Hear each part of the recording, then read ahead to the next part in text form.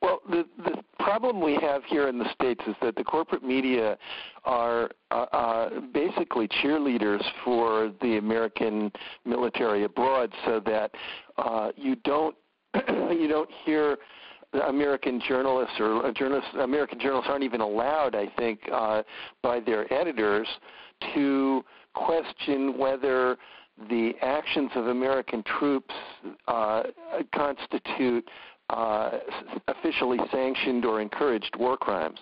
So in other words, it's okay to report, not easy, but it's possible for an American reporter to write about a war crime committed by an American soldier if it is going out of line beyond what the military is authorizing. So that, for example, the classic one was the My Lai case in Vietnam, where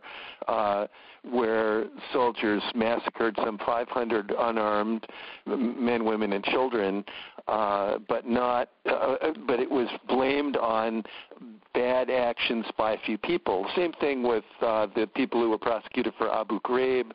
It was not allowed to be talked about as official policy.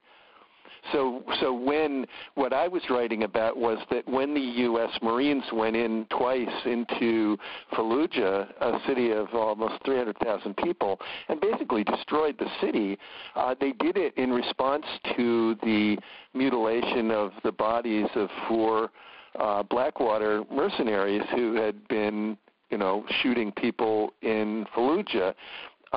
And so attacking a whole city and destroying it like that is clearly, under the Geneva Conventions, a war crime, a serious war crime, the kind of war crime that the Nazi army committed in the war in Europe, where you punish a whole city for the actions of a few people in the city.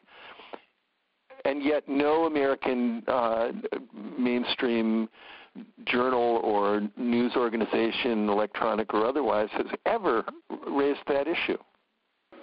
Of course, it's nationalistic and patriotic, and its editors are afraid to step over the line and question the fundamental values of the United States.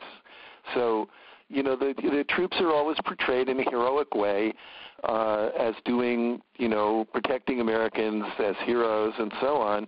And, there's a dual problem. One is that the troops are encouraged by their superiors and by the actual missions that they're sent on to engage in what amount clearly to war crimes, to excessive violence against civilians in the process of intimidating populations or trying to catch, a few of the enemy who are always referred to as bad guys, whereas soldiers are rarely bad guys. They're just, the people on either side who are following orders.